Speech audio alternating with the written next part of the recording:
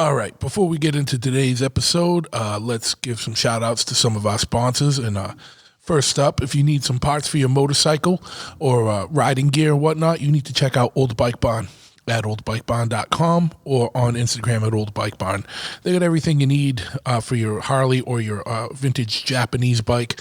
They got a lot of the stuff you need that a lot of places don't carry or don't have, those rare parts and whatnot for your old Yamaha or Honda or whatnot. Check them out at oldbikebarn.com. They also have riding gear and their own line of knives and leather goods and things like that. So check them out and support, because Bear's a good dude and has been in the industry for a long time and is a passionate person and gives a fuck about the industry. So not a lot of people do. He's not one of the people that take advantage. He's one that always gives back. So they get my supreme respect, and so make sure you give them some patronage. Now, we all know summer's coming. With summer comes heat, comes humidity and grossness, and you don't want your dingus looking like a fucking rancid jungle log. You know what I mean? You know, like a fucking rancid swamp log. That's what I'm thinking of. So you need to check out manscaped.com. They got a razor called the Lawnmower 3.0 that allows you to, clean up your nether regions, and they have a special blade, so it's cut and scrape and abrasion resistant, so you will, have a better time with your more sensitive areas. Everything will be clean and spiffy and feel better, and you'll, your swamp log will actually look bigger as well. So, you know what I mean? Deforest that area and make your partner happy. Check them out, manscaped.com. Use the promo code BIGTRUTH at checkout. You get 20% off your order and free shipping. They also got all kinds of other products, like a nose hair trimmer, and they got like ball deodorant and anti-chafing creams and all that stuff. So check them out, manscaped.com. Promo code BIGTRUTH at checkout, 20% off your order and free shipping. If you're in the need, if you've been wondering about CBD oil, but it seems like a vast kind of area with a lot of people making CBD oil now, and you don't know what's legit and what's not, look no further. Cradle Lake Clear makes the most legit CBD oil out there that I've ever tried, and all good stuff.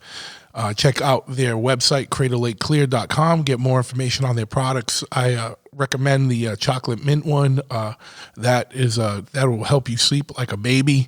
But they got products, whether you just need CBD oil to help you relax, or anxiety issues, or being able to sleep, like insomnia issues, or you just got a lot of inflammation going on, injuries, whatnot.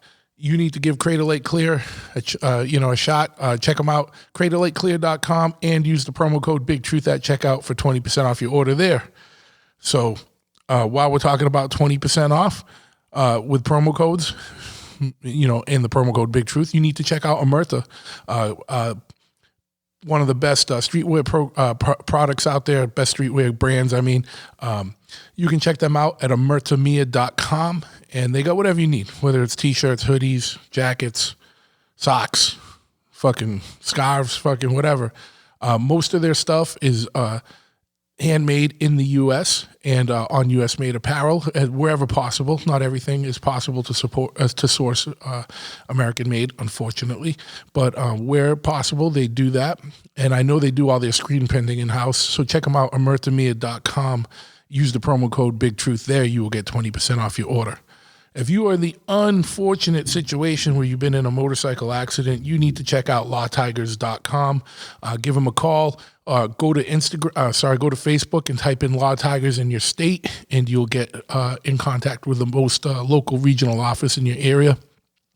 So, for example, if you got in a motorcycle accident and you live in Massachusetts, check out Law Tigers Massachusetts on Facebook. Just type that in the search and you'll find it.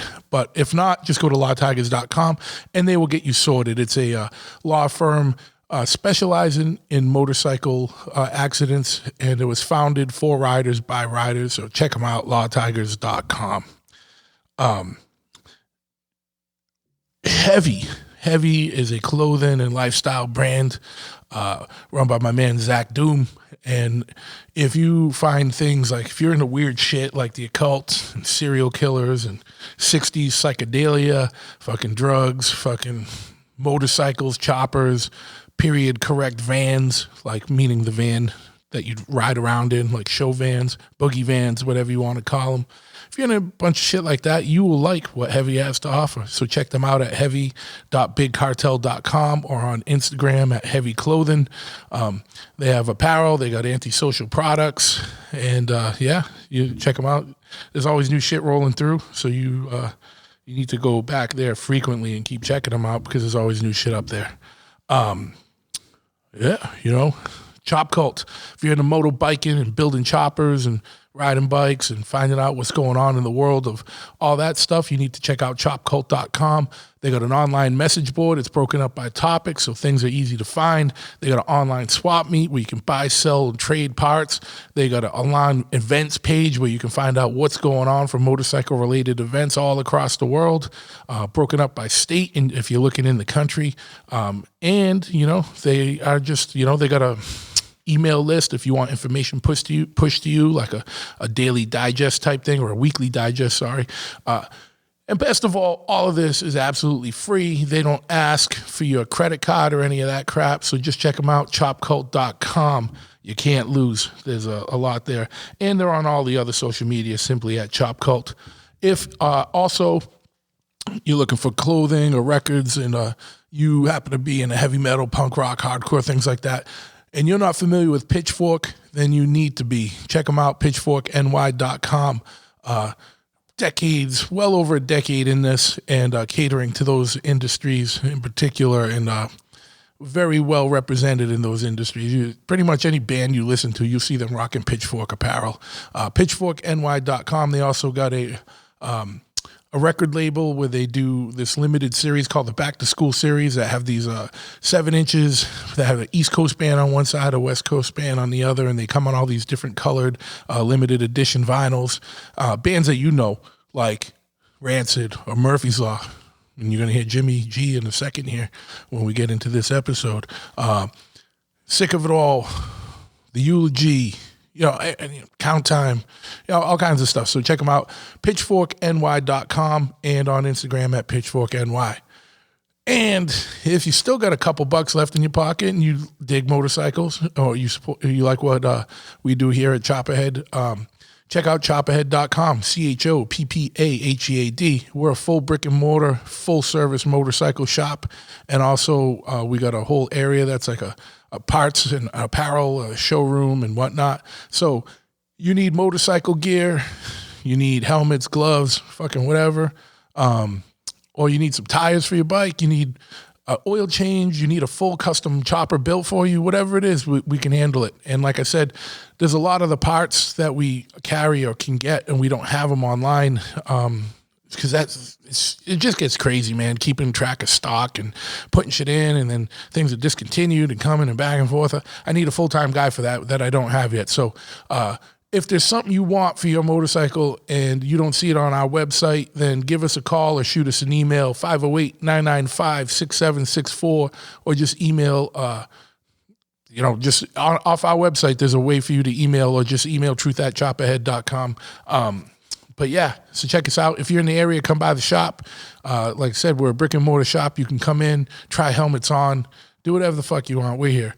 And we're going to have our first bike night of the season coming up in a couple weeks, Tuesday, May 4th. So if you're in the area for that, come on out. Free food, free beverages, and good times. So chopperhead.com, CHOPPAHEAD. Last but not least, check out bigtruthpodcast.com if you want more information on the show. And if you really want to help support the show, and you're not a company or anything, and you're just a listener that gets something out of this show and wants to make sure it keeps continuing on and growing, you can support at patreon.com/bigtruth.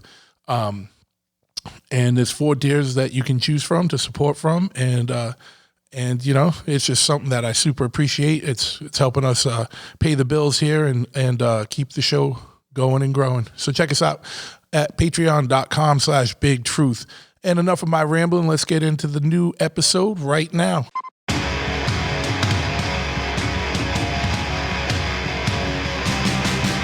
Big Truth Podcast.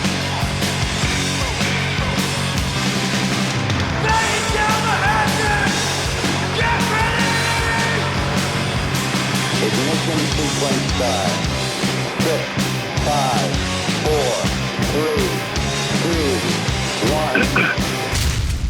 1. We have a liftoff.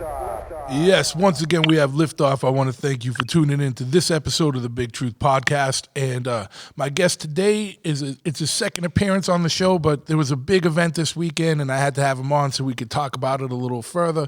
The man behind the intro music, without any further ado, my man Jimmy G from Murphy's Law, New York City. What's happening, brother? What's up, brother Truth? How you doing? Good, man. What's happening? Are you recovering from this weekend? I'm recovered. I didn't go. Well, I started early, and then I didn't go out on Sunday, which I wanted to. But I'm not getting any younger, so I need to take it easy. Yeah, well, you went pretty hard Friday from word on the street. Yeah, I hit it hard Friday. I stayed out for a full 2 days, and then I didn't want to, but it just happens that way when you're having a good time. Absolutely. And then the show was just crazy, as you knew. Yeah. So for those that aren't familiar, there was a huge show in New York City in Tompkins Square Park this weekend. It was a benefit show that helped. Was it for burn victims and fire department? The New York City Fire Department Burn Center. Yes, and so it was put on by B&B Productions, and it featured The Capturers, Bloodclot, Wisdom in Chains, Murphy's Law, and fucking Madball. And I don't think anyone anticipated the crowd that would actually have showed up, and it turned into more of a statement type protest, not a protest, in the usual sense and form. I think it was just people had enough and wanted everyone to know, and showed up en masse, like way more than I think anyone thought people were going to show up. And Well, I think if it was 8 months ago, we wouldn't have did it the way we wouldn't have did it. But now with the numbers that they apparently tell us, and the way things are, and the way we see things happening around us, and with families and friends, and it was just time. Enough's enough. Yeah. No, exactly. So, 8 months ago, we were still trying to figure this out a little more in the science and they're still trying to figure it out right now. I got the fucking news on right now. Fortunately, in our favor. Fortunately, why couldn't they say this on Thursday? But fortunately, today they're saying that it doesn't matter if you're 6 feet or 60 feet away from somebody, and they're also saying now that the mask thing is bullshit. And they don't know what the fuck they're talking about. And the people that are complaining about us doing the event think that one day COVID is going to be gone. Well, just like the flu and the common cold aren't gone, COVID's not going to be gone. So stay in your fucking house and shut the fuck up. Stop busting our balls for living. Yeah, I know. And so, and that's the thing, right? So what I find is that there's certain people that get pissed off if there's any kind of event or any kind of gathering that they don't agree with, or they're not, or not even if they don't agree with, it's just that they don't think should happen. And then all of a sudden it's like, oh, you're going to be a super spreader. But if there's like a protest or some other type of shit, they don't care. They're like, oh yeah, we should do that, And there was a person who I saw who was criticizing the show, and then someone said, hey, no one was upset when there was like BLM protests or 420 protests. I think it was John Joseph said, there's all these other protests. This is a kind of protest. And they said, well, it's not fair because those other protests were social distance. I don't think that person went to or saw any footage of those other protests because there was no social distancing whatsoever. And I think people are just picking and choosing battles. At the end of the day, this was an event. It went on for hours in the park. It was sunny out. It was outdoors. People were I saw nothing but smiles all fucking day. Yeah. Which is a healthy. It's healthy to be happy, it's healthy to be outside. The whole crowd were young, healthy kids having a good time who aren't spreading COVID. No. It's old people with COPD, and then people say, well, they're going to go home and you know what? Everyone by now knows what to do. If you got a sick grandmother at home, you're not going to go from the show and kiss your sick grandmother on the mouth or sneeze on her face. Yeah. You got to be careful around elderly people and sick people. Yeah. But I think it's just people blow it out of control, and of course, I'm seeing the people that are talking shit the most aren't part of any of our stuff anyway. They're not signed out to our sites. They're not part of any of our events. They're not fans of the bands. They're not fans of anything. They're just chiming in to start shit and talk shit. And 98% of them aren't black, and they're talking about Black Lives Matter situations. They're not from an urban area where I'm looking out my fucking window. I'm looking at the projects. They're not. They're living in they're people posting from suburbia, and while their wives cook them dinner, or whatever. It's very frustrating and aggravating because you can't reach through the screen and punch them in the face yet. Yeah, of course. But the thing about it is, like, at the end of the day, it's like people were there. You could choose to be at the show or not. You could choose to wear a mask or not. There was people with masks on. There was people with masks off. And no one was giving each other a hassle. Everyone was just fucking smiling. Like, I think people needed this more than any of us knew. You know what I mean? We all knew we needed something. Absolutely. But people in our circle are definitely happy that the event happened. And our circle goes big. Our circle goes worldwide. And a lot of people are very happy that we did it. So good. Yeah. I just hope, and I'll be the optimist. I hope that in 2 weeks nobody does get sick. And I hope in 2 weeks that we are proven right. Yeah. Because then you're going to watch me chime in, and it's so frustrating because they think that we need to sit and hunker down with our faces with muzzles on them until this thing goes away. It's never going to go away. It's a virus. Yeah. It's always going to mutate, just like the common flu and the common cold. But of course, in the first time in 100 years, magically, I'm starting to sound like Cousin Joe. First time in 100 years, magically, there have been no cases of the flu. Go figure that. Yeah. Maybe because they get $20,000 or $50,000 for a COVID case and $500 for a flu. Yeah.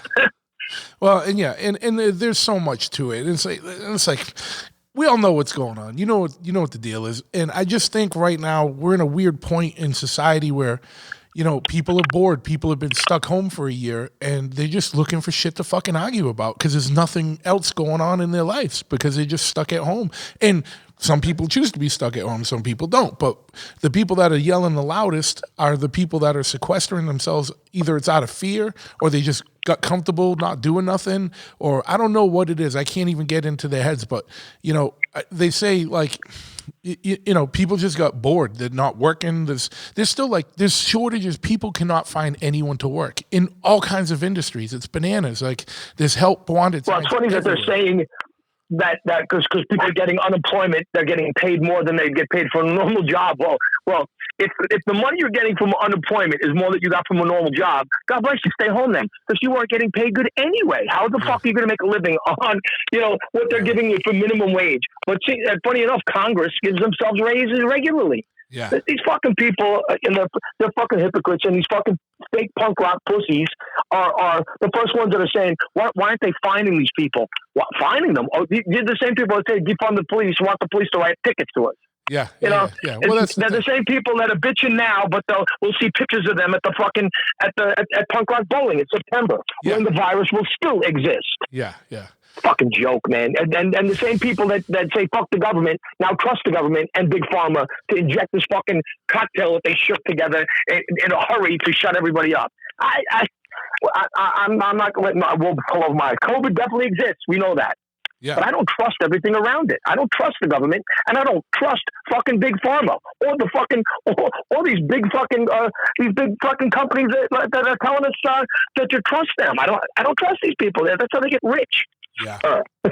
No, and I get it, and I think. I think you're like me. I find it particularly disappointing when you got these quote unquote punk rock people, especially these punk rock like icons, meaning people that have been around or in bands that have been around forever, are buying into the mainstream narrative and not questioning anything when punk rock 101 is quote unquote question authority. Like, what the fuck happened to that? Like I'm not. And the first thing is if you say any of this stuff, oh, you're an anti-vaxxer or you're this or that or you're a conspiracy. You're like, no, dude, I'm just trying to figure out the story here. And what makes the most sense is if they want you to get something and take it into your body, and if you do that, you still need to wear a mask, you need to social distance still, and you still need to do all the other things. And they're even saying you can still transmit it with these vaccines. Like, what's the point of getting the fucking vaccine? I haven't seen the they want to test because they want to test it on you. Yeah.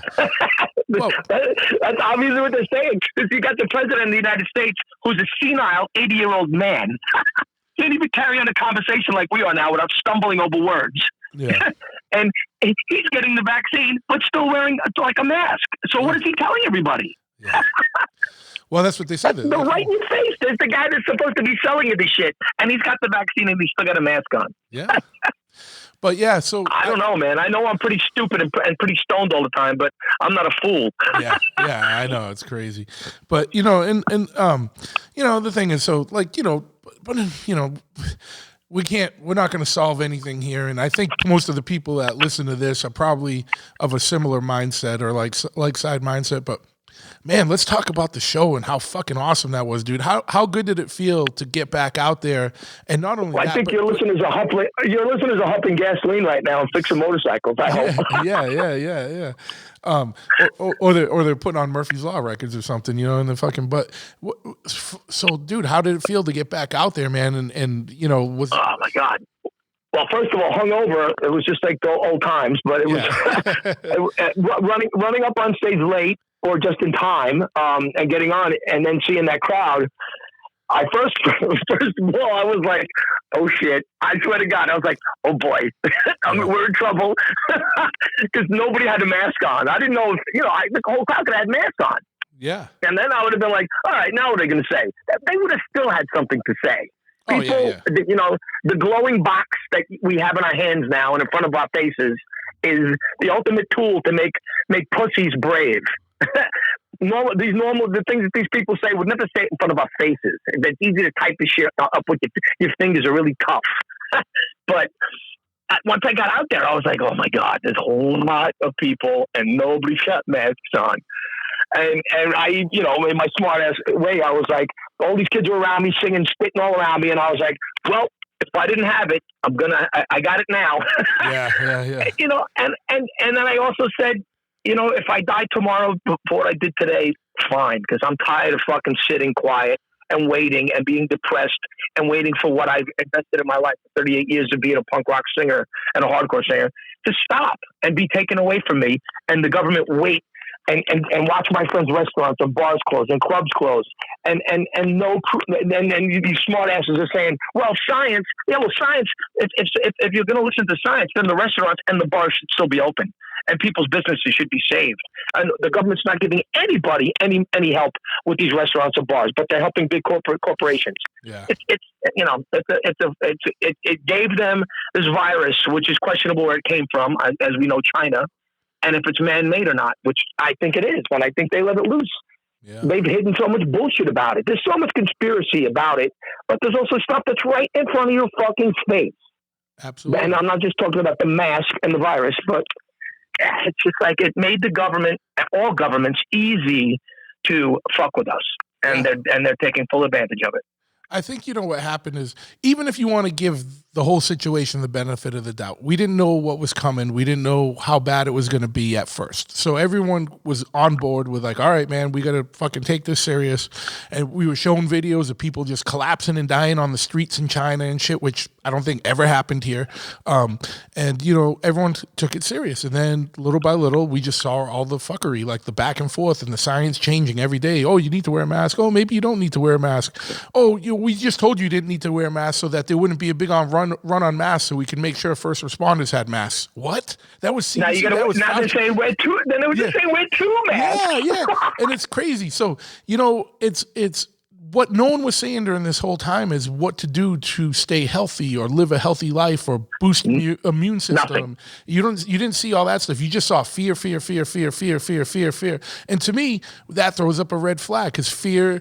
It's the easiest way to control people is by ruling by fear and having them in a constant state of fear. And that's just what fucking happened. But even when. So just given the benefit of the doubt, they didn't know it was coming, say that, and they wanted to keep people safe, okay. And then once they saw that it didn't, it wasn't as bad as we thought, and yes, people do die, and I'm not saying anything or taking away from anyone who had COVID really bad with really bad effects or who had people die from it, but understand it's a super minority of people that got that. It's got a 99 point whatever % you want to argue about after that survival rate. But, you know, we saw it wasn't as bad, but people don't want to backtrack and start releasing shit because I don't think that either they want to cover their own asses or there's an element of control that they don't want to give up. And then you see. Absolutely. I think it's both 50-50 for sure. Yeah. Because and then they're like, well, follow the models, blah, blah, blah. You know, this and that. We got to do this. And I'm like, well, what about following Florida and fucking Texas? They're wide the fuck open. You know what I mean? Like, you know, like. So Florida, wide open. Wide open. Wide open. And my buddy was out there like a few, you know, maybe like a month ago, and he called me from out there, and he was like, dude, you wouldn't even believe it. Like, we're in clubs, and people, there's not one person with a mask, and everyone's inches from each other, drinking all night, and blah, blah, blah. He goes, it's fucking crazy. And it wasn't spring break or any of that shit. It was just a normal night in fucking Florida, you know what I mean? Like, with nothing going on. You would think if COVID was as bad as it really is brought out to be, that the death rates in Florida would be soaring, especially given the amount of old people that live there. It's not, you know what I mean? They're like in the middle of the list, you know? You saw them running in the streets in fucking in Florida. Nobody said anything about that. You know, there was crickets. You know, well, you know, we know there's certain groups of people can get away with murder, literally, and no one's going to say anything at this point in time in our world. Unfortunately, it's okay for color on color when they're shooting in the past month. How many little kids got shot? Where's Black Lives Matter then? Why don't they say anything for these children that are getting killed? But they want to take our legal guns away, but illegal guns can run rampant through the street. They're punishing citizens that want to do the right thing, no matter what race, creed, or color you are. You want to have a registered weapon in your home, especially at the time that they want to get rid of the police. Yeah. They want to take guns from you, and they get rid of the police. Yeah. It's insane. We live in wacko world right now, dude. I know. New York City over the weekend, while everyone was concerned about a bunch of people having a good time, 31 people got shot over the weekend. 31. That's crazy. Yeah. And guess what? That's just New York. Chicago is like World War II. Yeah. And guess what? At this show with over, you know, people want to give it over 2,000 people, they say, were at the show. There was not one single altercation. There was nothing but fucking smiles. No. And this is like with people dancing and everything. There was not one altercation. Nothing but smiles. You know what I mean? So nobody wants to fight right now, except for the dickheads that hide behind their computers. Yeah. Well, they don't really want to fight. They just want to like go behind their computers, but not have to really deal with it. Yeah, that's their way. Their big statement at the world is they type something out and they think people are going to respect them. Yeah. Well, you know, it's virtue signaling is a big thing nowadays, and everyone wants to feel a little air of superiority by being the most vibrantly awoke person, but without being grounded in reality. That means nothing to, you know. That's the thing. Is like there's dudes that are grounded in reality, and there's people that are just living a more digital online presence, and there's a big disconnect to the real world with a lot of those people, and I hope that it changes, and I hope they get back out in the world and not be so afraid of everything all the time, because I'm done like with this bullshit, dude. There's no life in fear, dude. No life in fear, man. Like, you know. That's a good one. That's like a Madball record. Yeah, but just be smart. You know what I mean? It's like you said earlier. Like, don't go breathe on your grandmother if you've just been around people, like, or your friend who has common sense. You know, and you know, common sense. It's like if you had to call. It's like the fucking president. His big statement, that senile old fuck, is like, wash your hands. I'm like, you got to tell people to wash their hands, you moron. Yeah. Well, you know, we got a career politician in our government now, so he's literally been in government for 50 years. Yeah, and done nothing. Except the crime bill. He's the only guy. Research the crime bill and how awesome that is. You know, I'm rolling my eyes as I say that. That was his big accomplishment, was the crime bill. But Kamala Harris too. They talk people of color. How many people of color did she put in jail with her anti-marijuana laws and shit? Yeah. Man, it's laughable. He's the only guy that could go on a job for 50 years and do nothing and become the president. Yeah. Well, everyone else would get fired for doing what he does. Yeah. Well, you know, and that just shows you, like, you know, so many people were just pissed off about Trump that they didn't care who got elected as long as it wasn't Trump, and that's who the Democratic Party was pushing was their career guy.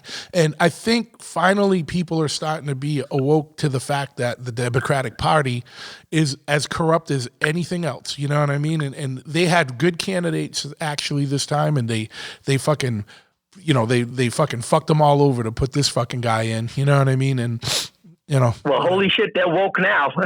It's only 100 days in. Yeah.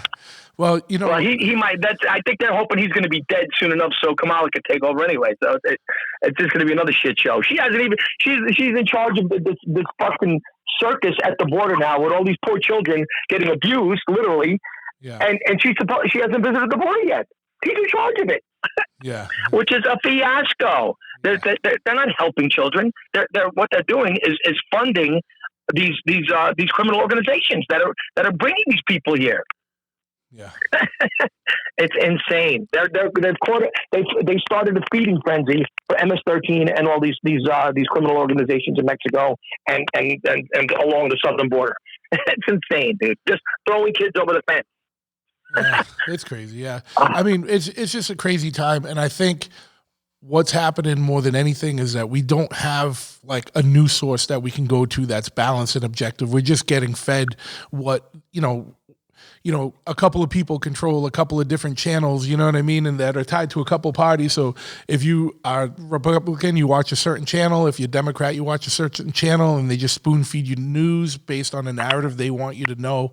And, people that are just going by these narratives that they're being spoon fed on corporate controlled mainstream media, it's like they're not going to know any better because that's what they're getting fed. So it's just feeding into the big fucking fear factor, and it's I think it's got to get to a point where sooner or later this all fucking breaks. Like, because I can't see it sustaining. It's gonna pop. Yep. Yeah, and then all these people who are enjoying the benefits of like relatively easy times. Because right now, believe it or not, it's fucking easy times. That's why people have the time to argue about dumb, inane things. You're going to have to toughen the fuck up pretty quick, man, when fucking we got hard times, because hard times are coming. Like, there's no way. We can't continue like this without fucking something breaking down. No. Man. Especially writing blank checks and throwing them at people and welcoming people in and throwing money at them and then not taking care of our own vets that are here, homeless, living in the streets, but taking care of people that come here illegally. And never mind how does it make the people feel that are spending all the money to come here legally and get in? And our ancestors that came here legally, it's just like it's just spitting in people's faces, fucking people over that worked hard to try to get things done right here. And it's getting worse. It seems to be getting worse and worse rather than better and better right now. And just got to hang on tight and go for the ride, I guess, because it's going to get nutty.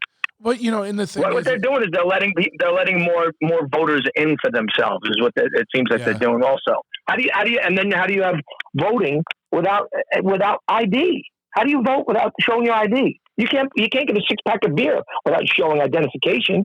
Never mind vote for in your own country. They don't want to see ID. That's not shady. That's shady. It's insane. Yeah, and there's a lot of things, and it gets so wrapped up because then if you mention these things, they're going to say, "Oh, you're right wing," and it's like, no, you're like, I'm just trying to come at things with a common sense perspective. But the thing is, no one's really addressing right now is the vast fucking insane amount of craziness with the expansion of the homeless population of American citizens. Like, go to fucking Austin right now or Los Angeles or any of these cities like where there's just fucking massive tent cities fucking going on, dude. It looks like Queens now. My whole neighborhood's full of homeless people again. They're back. They never used to be here. Now you seeing people sleeping in the bus stops and stuff and everything over here again. Yeah, it's getting back to the way it was when I was younger in New York. And then you go on your way to go into the city. All of the businesses are empty and for rent and gone. And it's getting worse and worse. I was going to say, because I haven't been to New York in about over a year since all this shit started, and going back into the Lower East Side, I was like, wow, it's starting to look back a lot more like it was in the 80s and shit, in early 90s. It's starting to look a little more decayed back there. Like, it was like, and like you said, a lot of places closed. It's sad, man. You just see so much property for sale or rent in New York City right now. It's like, and things boarded up and just graph everywhere. The prices aren't going down. You can't get You can't get a single room apartment here for under $2,000 a month.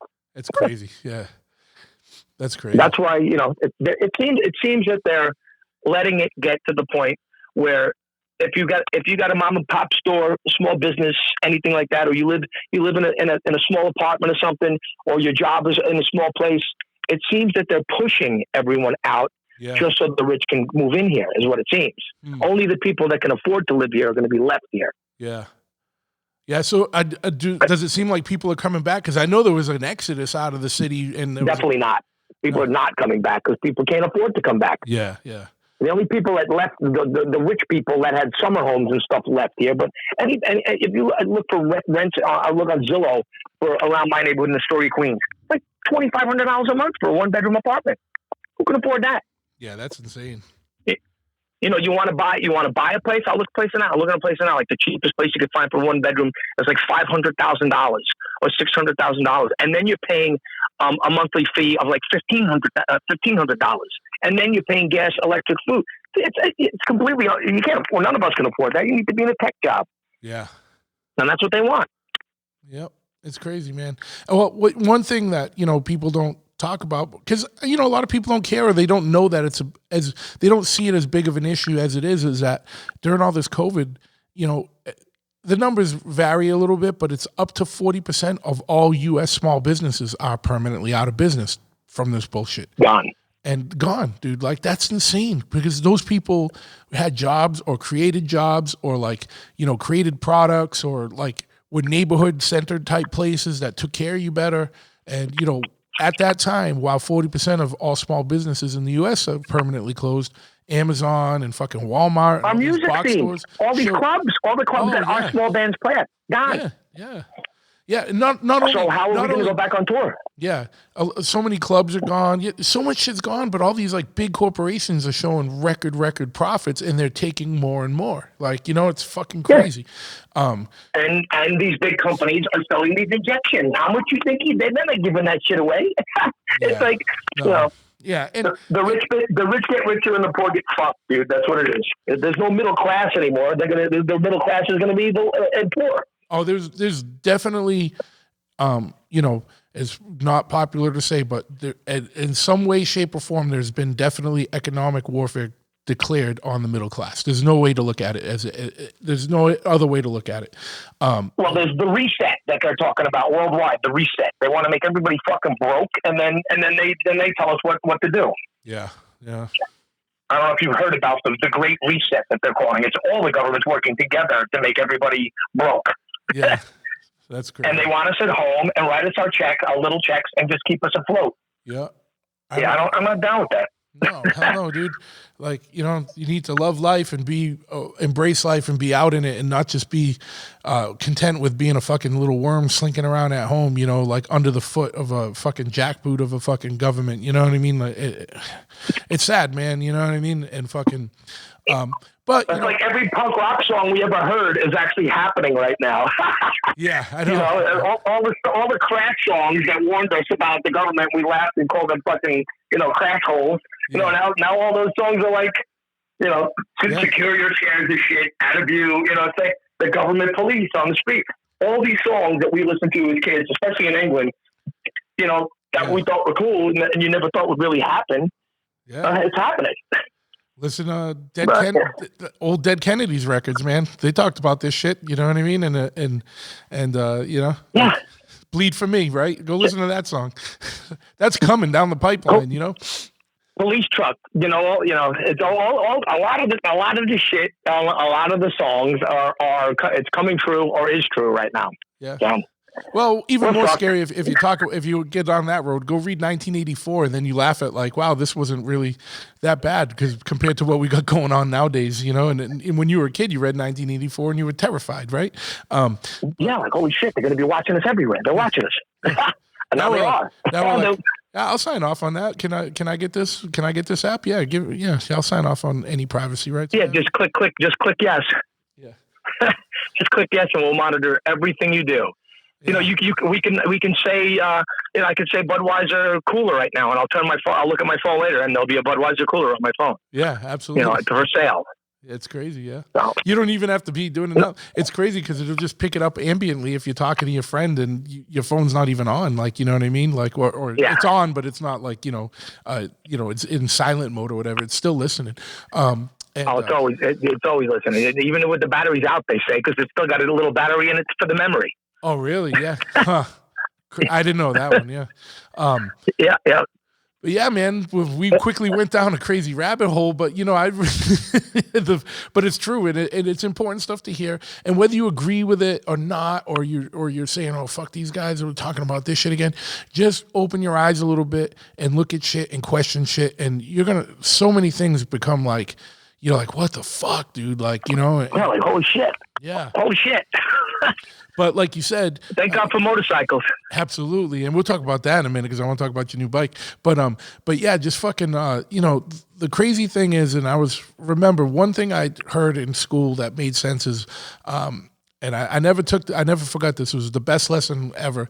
I had a teacher, a professor once. He said, if something doesn't make sense, usually all you got to do is follow the money, and then it'll start to make sense. And it's like you said, with these things, like people want to force you to take injections. You know how much they're charging the government for each one of those shots, and then how much your insurance company is getting charged, and this and that, and how many billions of dollars are being revenue are being generated from this, and it's not even a legally FDA approved thing yet. You know what I mean? And it's like, damn, dude, like you guys are worried about things that, in your body, and then you're not worried about this, and I'm not saying I'm anti-vaccine or any of that stuff, because I am. Like, I'm definitely not anti. I'm not anti anything that's going to help you, but yeah, I don't trust. If you trust these big pharmacy companies that are just greedy companies, you really it's like the opiate addiction, the thing that's going on in our world right now. They caused it, and they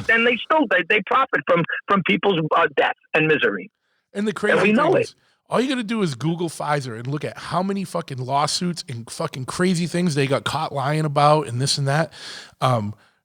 They're not a company they're looking out for their profit. They're not looking out for your well-being. And if there's a little part of it that happens to coincide, that's a happy coincidence, man. But at the end of the day, they are driven by profit, not by you being healthy. Because if people were really concerned about being healthy, they would have been, here's the things you can do to boost your immune system. They'd be selling vitamins, not fucking pills and injections. Absolutely. Now, but going back to the show, man, it was so uplifting, and it felt so good to be there. And it was like, even though we're listening to the hardest, most aggressive music, you know what I mean? Especially the Madball set or the Bloodclot set, Murphy's Law is just always a good time, you know what I mean? But it was just all smiles, you know what I mean? And people were just fucking so excited and renewed and regenerated. And it was just such a sense of community, for lack of a better word. It was dude, it fucking recharged my batteries, dude. Even watching the videos, dude, I get choked up watching the videos of the show, never mind being there, you know what I mean? It was so fucking good. A lot of great photos too. A lot of the kids that started on the hardcore scene are now great photographers, so they're definitely documenting it on photo in a great way. Yeah. You definitely can't say a bad thing was happening when you're looking at the pictures and you see how happy everyone is. Absolutely. Yeah. People were there. There was families there with their kids. You know what I mean? And there's always a kid. Then you'll get the frightened people that are going, they're killing everybody. They're ruining everything. Yeah, okay. I guarantee. Just stay in your basement. I guarantee you're not going to see a spike in the Lower East Side area of New York because of this. You know what I mean? Sturgis was 400,000 people with Sturgis, and they said it was going to be a super spreader, and then nothing happened, and you never heard anything about it again. Yeah. 400,000 people in Sturgis, I believe it was. Yeah, it's a crazy number of people for sure. Yeah. Now Laconia is about to happen too. Nobody's going to wear masks in Laconia. Bikers aren't stupid. We know that because we're bikers. Well, we're not stupid. I think that got moved to September, I believe. I got to look, but I was just looking at it last night. I don't know. I was still kind of shook from the show and stoned. but Sturgis happened, and there was this big thing about it. And then nothing happened. 500,000 people didn't die. Not even 20 people died. It was like nothing. Or even Florida in spring break. It's just crazy, man. We just gotta look at things. It's panic. It's nonstop panic, and they love that we're panicking because they can keep keep the muzzle on, shut up, and stay in your basement. Yeah, just like the president's done. For his whole thing. So what is that? Has that guy been on TV 3 times in 100 days? Yeah. He doesn't even know where he is. That guy. It's unbelievable. And that's the guy that has the football with the codes to destroy the world. Yep. I know He doesn't even know the name of the guy with the suitcase. Did you see that thing on the news? It's unbelievable. It's embarrassing. Well, there's a lot of crazy stuff with Biden. I cannot figure out for the life of me why they ran that guy. Like, even they wouldn't even have him debate much because he didn't even know. Like, when he was running, he thought he was running for re-election for Senate. Like, you know what I mean? Like, he wasn't even. And then he thought he was running against George Bush. He kept saying Bush half the time. Perfect. He's perfect because they threw that pile of fucking things for him to sign, and he signed them all. They put something in front of him, he signs it. Yeah. He does what they tell him to do. Of course, and that's really at the end of the day, he's the pundit. Chief pundit for the fucking Democratic Party, and is going to go along with whatever they want. So it's the Democratic Marxist Socialist Party. Yeah, now they're trying to go against the Constitution, and they're trying to make the whole. I can't. It's insane. They're trying to take over. Yeah. Well, I was talking. It's bad enough that there's only two sides with our country, and now they're trying to make it one side. Yeah. Well, and right now that one side is fucking nuts. Are you talking about where they're trying to bring 4 more Supreme Justices on? Is that what you're trying to bring more Supreme Justices. They're trying to make D.C. a state now, which it's not supposed to be. It's just like all this stuff that goes against the way this country was founded. Yeah. Which a lot of people also will say that it's racist and this and that. If this country's so racist, why are people of color jumping over the fence to get in it right now? If it's such a terrible country.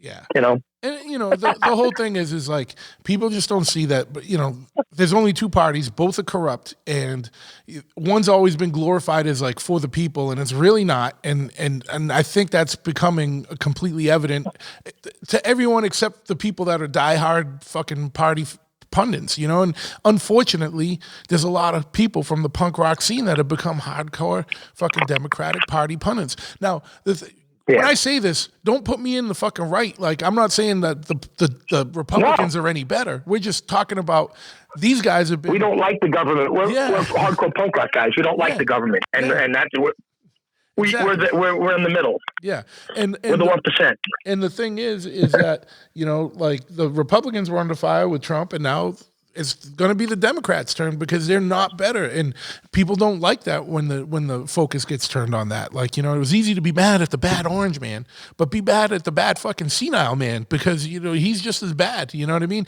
And the thing is they're doing shady shit under the guise of being so fucking morally fucking on and just, and they're just as shady as anybody else. Like, it's fucking crazy. Like they're talking about systemic this, systemic that. Meanwhile, fucking our president has been the system for 50 years. Yeah, he has been within the system for 50 years. The crime bill has put more people of color behind bars than anything else. So, and unless people forget, Joe Biden's also the same guy that in the 80s was running and was talking about he didn't want schools desegregated because he didn't want his kids going into like a jungle school or some shit like that. And I saw that video, and right when the elections were going on, that video got really whitewashed and you couldn't find it anymore. You know what I mean? Like everything. They ask him they don't ask him any important questions. What's your favorite ice cream flavor? Of course you said vanilla. It's like embarrassing. His junky, shady son that was doing the shady businesses with China. We have the other guy that's in Congress that was fucking a communist spy. Yeah, a Chinese spy. It's like all this stuff going on, but it's like, okay, don't worry about it. But they're on the Democratic side. Yeah. And once again, we're not on either side. We just know that this is all bullshit. It's a power struggle right now. Who wants what? We just pointed out bullshit, and one team's in the power now, and they've got more power than usual, and so it can't go completely unchecked because, like it or not, checks and balances work. So the fact that the Democrats have the legislative branch and the executive branch and are going after the judicial branch because it's the one thing they don't have. It's so hectic and shady. Like, no, like. Yeah. Fucking relax. Yeah, it's right in your face, and everyone just sits back, keeps their mask on, and shuts up. Because politics is like football now. Like, oh, that's my team. Our team's winning. I want my team to win. Blah, blah, blah. Yeah. Nobody wins, man. With this game, nobody wins. We lose. We pay for it and we lose. If you look at your if you look at American life in the 60s and you look at it now, like in the 60s, you could have a single family income, like, one parent working, supporting a family of 4 with a house and this and that. The level of taxation has increased so much that, now you could have both parents working, or it doesn't make sense to have 2 people like married because you get more money from the government if it's a single family and this and that, and a single parent household, and it's fucking crazy, like, and it's so out of control, and it's fucking sad, you know what I mean? And we're just fucking struggling to keep our heads afloat, and it's just they keep taking. We're headed for trouble right now, dude. It's big time. He's promising so much shit that we can't afford. We're already in debt, and who are we in debt to? I know, and China. People don't think about it, like when money just doesn't come out of thin air, and it kind of does now. We tell the Federal Reserve, hey, print us some more money, and they print us some more money. Yeah. But it's not free. It's like, okay, the Federal Reserve goes, okay, well, you wanted $1 billion in circulation. Here's your $1 billion. Now you owe us $1 billion plus interest. You know what I mean? Yeah. Where do you think a lot of your federal income tax money is going? It's going to pay that fucking interest back. It's not going to fucking programs for this and that. It's just going to pay back that fucking interest. You know what I mean? To the Federal Reserve. They don't want kids smarter. They want kids dumber. That's why they're keeping kids at home, dude. That's what they don't want people to be smarter. The dumber we are, the stronger they are. Absolutely. Boy, I feel great. I'm gonna have a drink. Scared little slugs. Yeah, scared little slugs staying at home quivering. Like, ain't doing it. And I think things like this show happening this weekend have, reawoke some fucking spirit in people, and recharged and re-energized people, and I hope that keeps continuing. I hope other states or towns or cities like pick up on it and try and get stuff going. Let's fucking get back to living, man. Like this year's over. You know what I mean? We can't keep doing this. Like, you know what I mean? And fucking. No, we can't. We got to move on. It's not going to go away. It's a virus. It's not. People seem to be talking like they think it's going to one day just be gone. There's going to be 0 cases. There's never going to be 0 cases of COVID. Yeah. That's just like there's never going to be 0 cases. Well, now magically there's 0 cases of the flu, but and the common cold. They haven't found the cure for the common cold. They haven't found the cure for the flu. No. It's a virus. It keeps changing. It keeps evolving. It doesn't want to die. Yeah, and so just get over the fear of it, man, and just fucking live, and then fucking whatever's happening. Everyone's gonna die of something. And you know what I mean? Like, chances of you dying of COVID, if you're relatively healthy and young, is pretty fucking minimal. Like, if you're 70 and have emphysema, you need to be more careful, and you should get help to be more careful. I'm not saying fuck them, you know what I mean? I'm saying those are the people we should need to be concentrating on, and let everyone else just fucking live, right? Like, that's all. Yeah. My mom is one of the most unhealthy people I know in a nursing home right now, and thanks to wonderful Governor Cuomo that put sick people into nursing homes, she got COVID and she survived it. If my mother could survive it, just about anybody can survive it. Yeah, she's bedridden, overweight, and has a bad heart, has stents in her heart, very bad shape. And I haven't seen her in a long time because of this whole thing, but that's another thing. Got that creep Cuomo, our governor, who had the hospital boat come here. They didn't put anybody in it. Had a military hospital put in Central Park. Didn't put anybody in that. But he's putting sick COVID patients in nursing homes with the most sensitive people to get COVID. He put them with them and killed people, and then lied about how many people were getting it. Yeah. Well, that's to cover his ass while he creeped on women. Yeah. Everything's fucking sketchy, man, and you can't. It's sad that you can't trust the official narrative in a lot of things, but you can't trust the official narrative on a lot of things, and just get used to that. And once you've digested that, and you start to look at the world a lot differently, and things become a lot clearer to you, and it's not an easy road because it gets sadder. You know what I mean? It's like, man, we're really getting fucked over. It's a sad thing. But fucking punk rock shit, fucking hardcore shit, total resistance to this fucking shit. You know what I mean? This isn't the first time that the government's been doing shit like this either. Testing stuff on people and lying to people, and forget it, man.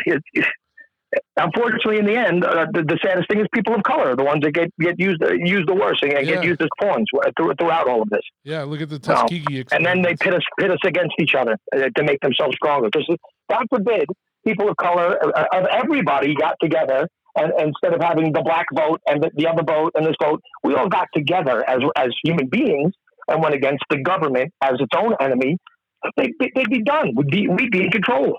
Well, you know what it is. Everything right now is divide and conquer. That's why, you know, we're all fighting each other. You know what I mean? It's like you got the people that are, you know, left versus right versus woke versus whatever, and left, you know, and fucking Democrat, Republican, and fucking, you know, blah blah blah, and black and white, fucking whatever. Like they've got to segregate. They have us segregated.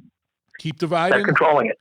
If you got a divided up population that's fucking in fear and fucking getting used to staying home and fucking not you know, going out into the world, it's way easier to control everyone, right? But you know, dude, you know, it is what it is. You know, we could bring shit up and hopefully get people thinking, and then you know, but whatever. At the end of the day, dude, we got to get back to life. And, you know, like, I'm not saying put people who are at risk in sketchy situations. That's why there's Cheetos and motorcycles. Absolutely. Absolutely. And punk rock and fucking, you know, everything. Exactly. So, speaking of that, I posted on my Patreon earlier that, you know, I was going to have you on later tonight. And if anyone had any questions, and I know something we were talking about this weekend was that you got a new, you got new music coming, and one of our Jake was one of the Patreon subscribers, wanted to know when the new record was going to be out, and you know, if you have any more details about that.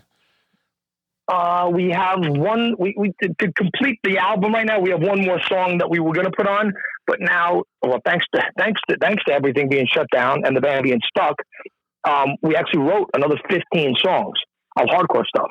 Yeah. So we're going to record more stuff. So I'm going to keep that rolling, and we're also doing a reggae record now too. So we've separated the two styles of music that we were doing.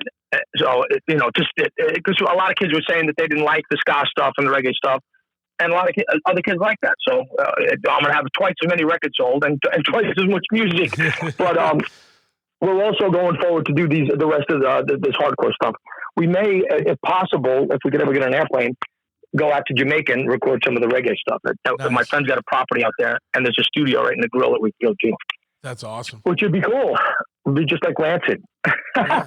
But so you got one song left. You know, one song left on the album, or and then you got 15 more songs to record after that. 15 more songs, but right now pressing plants are crawling. There's 20 pressing plants in America right now, and they're running 24 hours a day, 7 days a week, from what I've been told. Yeah, and it's very hard to get a record pressed. Plus, we're doing it on our own. I'm paying for all of it to be put out. I'm not going to trust a label again. Yeah. Enough of our friends' own record stores and the internet. So between the internet and our friends' record stores, I'll be able to sell records. I don't need somebody sitting behind a desk lying to me, telling me how many records are being sold and peddling them out. Yeah. So that's what we're doing. So you're doing your own label. I hate to say label. Yeah. You know, a label is a dishonest entity that robs musicians. Basically, you know, we're doing it DIY. That's the way to say it. You know, we're doing it minor threat style. Nice. And that seems to work out for those guys. Ian seems to be pretty happy with his life. Yeah. So, you know, we're going to follow his lead and do our own records. And I'm trying. The hard thing is, I'm trying to get everything done in America. So everybody's been doing with this other company. I'm not going to bring up their name. And I don't want it pressed in Czechoslovakia. I want it pressed in the United States. I want to support our businesses here. Sure. I want to support the kids that work in you know, it's usually people in the music industry that work in pressing plants and in places that make the album covers. And a lot of bands in our circle, which also shall be nameless, and it's killing me to not say names, but they deal with companies in Europe. Yeah. You know, they live pretty well in Europe, and I would much prefer the money be spent here in the States for our friends here. So those guys over there, they do pretty well. I know you've been over there. It's like they laugh at us over here, and they have a lot more to laugh at, but I'd rather keep the money where we live. Sure. So you got to get the record, you get the last song, and then you're going to be in the queue for pressing. So you're more at the whim of like when the record could actually get pressed. Yeah. So that was the next thing I'm going to say is I was looking to purchase my own, well, as we know, my dick got broken, so I'm expecting some money from a lawsuit. So we were looking at, I was looking at a pressing machine for myself. Nice. So I could start pressing my own thing. Then I guess it would, I was looking to press my own records and other friends' records. Yeah. But it's pretty expensive, and it's a whole, you need a special place to do it. There's a lot of logistics to it. I get it, yeah. But that'd be rad, man, if you owned your own plant, because, there's no shortage. Like you said, if there's all these plants are running 24 hours a day and they can't keep up, like the amount of people in the music scene, like you'd have no shortage of business, and people would be stoked to support you, and having you press the records, you know what I mean? And yeah. And now it used to be you had to find an old machine and get the pressing machine from a company that failed or something like that. Now there's companies that are making new modern machines that are designed to run 24/7. And from what I was reading, that if you're running 24/7 for 6 months, the machine pays for itself. It's like companies will tell you anything to sell you something, but of course, you also need. You think motorcycles are complicated sometimes, but this thing is like, forget it. It's like a fucking Terminator monster. It's a lot of parts. Yeah, a lot of parts, a lot of technology. Yeah, a lot of little fine moving parts that you got to keep well oiled. A lot of stuff to take a break. Yeah, exactly. Yeah, and then if you're down, then it's not making money, and then it's costing money, and it's crazy. Yeah, but hopefully you buy a brand new machine. Yeah, hopefully you buy a brand new machine. You don't got to worry about it breaking down. You know what I mean? But you know how it goes. If you look at it, it's like it looks like there's a lot of stuff that could break, even if it's new. Yeah. You have a boiler. You have to melt down the vinyl. Yeah. There's a lot of shit, and you need to have people that know how to run it. So so I'm already telling myself it's going to be a pain in the dick to do. Yeah. Well, yeah, I'm sure it's not like easy to find people that have worked previously in record pressing plants to be like, hey man, I need you to come work at mine. It's not like it's not like a barista. No, because you have to make an acetate. The acetate is on. They have to know how to do that without, because if you don't do it right, the records aren't going to play right, and then you're really fucked. Yeah. Oh yeah. So I'm already scaring myself away from buying a machine just by talking to you. Well, it's good you got to hash this shit around and really think about what you're getting into before you just jump in. You can't go there 3 in the morning hammered and be like, all right, let's make some records. You know what I mean? Well, I did that with a band, and I'm 38 years later, I'm still doing it. Yeah. Let's start a band for goof. But yeah, the joke, and that's one of the songs on the new record. The joke's on me. Nice. It's about being. And the song that I'm waiting that I can't really seem to get right now is it's called "Return of the Killer Bears." Nice. So a lot of the stuff is returning to some of the stuff that people like with Love Is All, some of the fun stuff. But it's gonna be a cool record. Right? It's all hardcore punk stuff. It's nothing lame. I don't think. We'll find out. Well, it's interesting that you're going to do a whole ska record, so you could not put ska stuff in the middle of the punk rock record. So you're like, fuck it, let's just write a whole ska record and then do that. Well, and just go balls out on just doing traditional reggae and ska music, and just do that. So the hardcore kids that don't like that shit, and there's plenty of them that don't like that. I don't blame them. They could just go away for that and get the hardcore record. It's nice to have the capability to do both.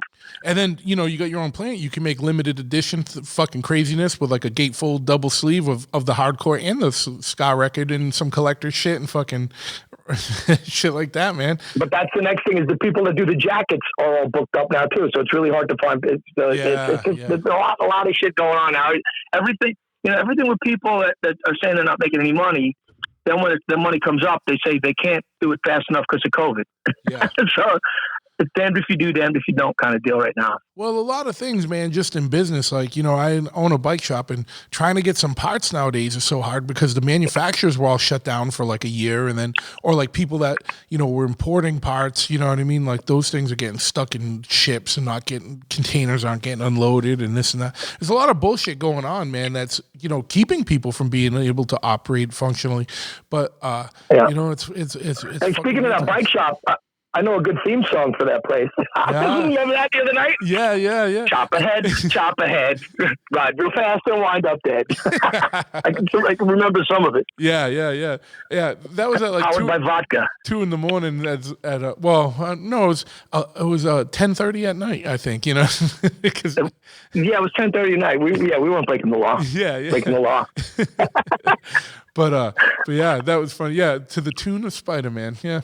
Well, fucking dude, like I had another person on the Patreon, Jay Cerrito, asking who was asking if there's any more shows planned for Murphy's Law anytime soon.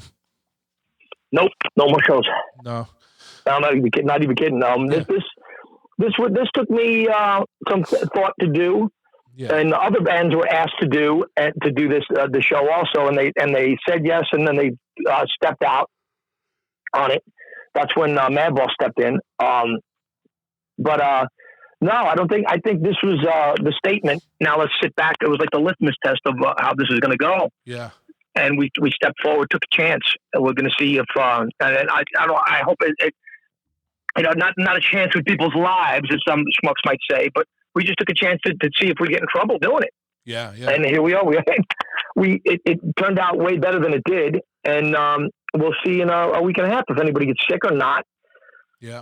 At this point, there's a lot of therapies to take care of it. And the people that were there were very young. There was nobody, there was no sickly people in the front row jumping off the stage. Yeah. So. You got to be sensible about this and know that this is not going to go away. And we need to get on with our lives. We can't just sit at home and rot, literally. Sure. No pun much of a pun intended, but yeah. Well, hopefully. So no, there's no shows up and coming.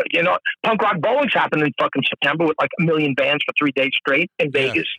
I mean, you think everybody's going to be? I don't know how they're going to handle that. Funny thing is, a lot of those, some of the main bands that are playing have been like some of the bands that have been ardently against, that have been like pro COVID, fear mongering, stay home shit. Like exactly that have spoken out. Some probably have even spoken about some of the shows that have happened recently. So, but I wonder what kind of paychecks made them come out. You know what I mean? And I know everyone's saying, oh, by September everything's supposed to be better, and we got herd immunity and blah blah blah. But I don't know. There's never going to be immunity for this. It's a virus. There's no one's immune to the flu. You're not going to be immune to COVID. Well, they use the term herd immunity, meaning like, so many people are vaccinated, so it's not going to keep spreading and blah, blah, blah. Well, that's how we figured. That's what we took the choice on and made the choice on our own free will to decide that we're at that point now. Yeah. And we're playing. That's why we played the show. If we thought it was dangerous, we wouldn't have done it. Absolutely. Yeah, you're not a dick, and you just, and it wasn't like you. I'm a dick, but I'm not a murderer. Yeah, exactly. I'm not going to get people sick on purpose for my own jollies. Yeah, exactly. And it wasn't like the money was so good that you're like, yeah, fuck that, we're playing. We're gonna, you know what I mean? It wasn't about any of that. You guys were just playing. It's a benefit. It's a benefit for first responders that put their lives out for us. So there's a good cause involved, and it's not. It wasn't just us bringing people out again and us starting to make music again. It was also to take care of the firemen who take care of us. Yeah, absolutely, man.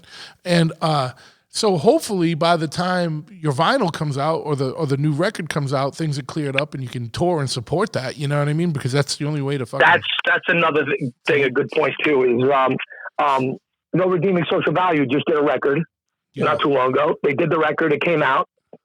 And then it kind of went stale because they couldn't go on tour and and they couldn't tour the record. You need to go out and play the record to really have people get excited about it. Absolutely. So till things open up more, it's really not a good idea, business wise, to put a record out when no one can play the songs. Yeah. Are you gonna release a single beforehand though, at least to get people get people? No, that was with the other 15 songs. We're gonna put the album out and then put a series of 7 inches out because people really seem to like 7 inches lately too. Okay. Nice. I mean, if somebody just paid $10,000 for the Misfits first record, I don't want that to happen with our shit. That's why whenever I see on eBay someone selling a shirt for a lot of money, we'll make that shirt and sell it for what it should be sold for, and just to make the value, just to devalue that shirt, Yeah. And then still people try to sell shit for $300. The band doesn't get shit out of that. No. And it's probably from some fuck that I gave the shirt to for free, no less, still. Yeah, absolutely. Hey, and you know what? Just, as a plug, and this isn't obviously you asking, but deadcitymerch.com, man. There's so much Murphy's Law fucking cool fucking merch. You got to check it out. Not just Murphy's Law, like pretty much Chiatera, everybody, no redeeming, and that's our guy, you know, Big John Franco. He's a great guy. Yeah, and if you wanted to get a shirt to support the show, and they have that up for a limited time as well for the show last weekend. Very limited time. There's not that much left of that. So I think Hoya asked for a double XL, and they had like 2 left. So hopefully maybe he'll print some. I think he should print some more just to keep it going, so people get what they want. Yeah, absolutely. And we also had at the show. We had a multi-camera. I'm sorry. Yeah. No, I was gonna say at the show itself, those shirts they were gone by the time I even got there. Yeah, when I got there, all the shirts were gone because people were asking me for shirts. Also, we had a multi-camera crew there that are editing it all together right now, and we're going to stream that too, so people can see the show online in the safety of their homes if they didn't want to come to the show. So absolutely. And I was sneaking, I was watching Sharky film, and I was looking at his monitor as he was filming, and it looked so fucking rad. You know what I mean? Like, that was such a great day, man. It was sunny, perfect day, 70 degrees. You know what I mean? Park was filled. People were just fucking smiles and having fun, and fucking. It was just like, man, this is living. This is what it's supposed to be, and I was so glad that to be there for that, because I think it'll be kind of a historic show. You know what I mean? In a way, you know, it's one of those ones we'll all look back at and be like, damn. Yeah, hopefully it happens in a positive way, which it was a positive show, and for all for good reasons. And you know, I think it was fine. It's just these fucking people that sit at home and critique stuff that they're not part of. Yeah, and it's crazy. And it's to me, it's like, I would understand if those people critiqued everything the same way, but they pick and choose. Like, no, that's acceptable. Yeah. No, this isn't acceptable, but it's the same type of thing. And it's like, all right, well, why is one acceptable and one not? You know, because one is the more woke cause or what? I don't know. Like, when is not supporting fucking first responders a good thing? You know what I mean? Like, and fire people and burn centers, like, you know, there's, you know, who could be against that, right? You know, it's crazy, you know, but I don't know. You know, well, we are where I am in a city where people shoot fire. Well, used to shoot firemen, and one of my good friends, this guy Nurfio, he got shot. It was an EMT. I mean, how do you shoot the people that are trying to save you? You know, there's not very many bright people in this world. That's why they're shooting 5-year-old kids and 2-year-old kids right now. Because they're first of all terrible shots, and they're hiding while they're shooting, and little kids get killed. It's insane, dude. Crazy world. Crazy world. Yeah, you said it. So, you know, two of the escapes from this crazy world is good music and shows. The other is motorcycles, and I know you just got a new fucking rad fucking flathead fucking killer bike. What's up with that, man? That is that's my it's a 47 frame and fork. And it's a 59G flathead, which is the circuit car motor. Yep. It's like the poor man's WR. Yeah. But you know, I've always wanted one, and now I got one, and now I'm terrified of it. But because it's got the suicide clutch, and I'm not used to a suicide clutch, so I'm gonna downgrade to the rocker clutch, the old style rocker clutch, so I can engage and disengage the clutch. Yeah. But until I get comfortable with it, because it only has an old Harley back brake on it, doesn't have a front brake. And, you know, it's made for the race of gentlemen, basically, and that's what I'm going to do. Yeah. In October, and hopefully not kill myself. Yeah. I think you're going to have a lot more fun at the race of gentlemen on it than, you know, it's gonna, I see the streets of Astoria being a little more of a challenge. You know what I mean? You're going to be so nimble and quick on that thing from just fucking dodging around the city, you know? Well, the good thing about it, here it just popped up on to jump off of the motorcycles again. I'm looking at DMX's funeral procession. Everyone knows got masks on. Everyone's on motorcycles with no masks on. Everyone's in the street with no masks on. Nobody's talking shit about that. Yeah. But that's a rapper that was, we know what he did. But anyway, back to the motorcycle. I can't look at my computer anymore. It's a scary bike. It basically put in second gear and let it go, and it'll run a quarter mile. Yeah. Supposedly. We'll see. Are you gonna? It's nice. Are you gonna go somewhere to practice racing and shit, or are you just gonna go? I've been going to Mel's place. The guy who puts the Race of Gentlemen on, Yo Ghost. I've been going to his house, which is like motorcycle heaven. He's got more knuckleheads in his basement than we had knuckleheads at our show. Yeah. but I've been practicing there. And it's just that suicide clutch is it's just too, I want to be able to. The good thing about that bike is it got a title, because I was looking at another one that was a factory Harley race bike. It doesn't come with a title, badass bike, but I want to be able, to ride it around. I can throw a plate on it when I'm in Wildwood, and quick throw a headlight and a taillight on and rage around the Wildwood before the races. I'm only planning to do the grudge matches. I'm not going to be like a serious guy like those other guys that race all day. I just want to have do a couple runs, and have fun with it. Yeah, yeah. Well, fuck yeah. Some guys take it to the next level. They wear the fucking period clothes and handlebar mustache and all that shit. I just want to jump on the bike and rage down the beach and laugh. Yeah, absolutely. Yeah, and with the grudge matches, you can race cars and stuff too. So it's good. I could go against the car, and it'll be fun. That, to me, that's always the funnest shit, is when you see that shit, like a fucking old bike racing an old hot rod and shit like that. That's the fucking rad shit to me. Like, I got to do a run in my friend Petey's car. It was, I think it was a 42 coupe. Was it coupe? I don't know. It was a long time. It was one of the first ones that they had, and I did a run in the car. They were like, "Yeah, you want to do a run?" And I was like, "Yeah, cool." I thought I was going to get a ride in the car. They were like, "No, you're driving." I was like, "What?" So I was like, push this, don't do that, and go. And I get in the car, and it's a big fucking dumb old steering wheel, and the clutch was like way up. Yeah. And the whole windshield was covered in sand and salt. And I'm like, this fucking dude with half a cigar, I goes, "No, give me 30 looks." I'm laughing at him and like, go. And it was fucking fun as hell. Yeah, man. And you're supposed to go back slow. And of course, I raced back. I raced both ways. Yeah. I wasn't too happy about that. Was it a 3 on the tree? No, it was a shifter on the floor. Oh, okay. Yeah, cool. I think it was basically all those things you put in second gear and you go.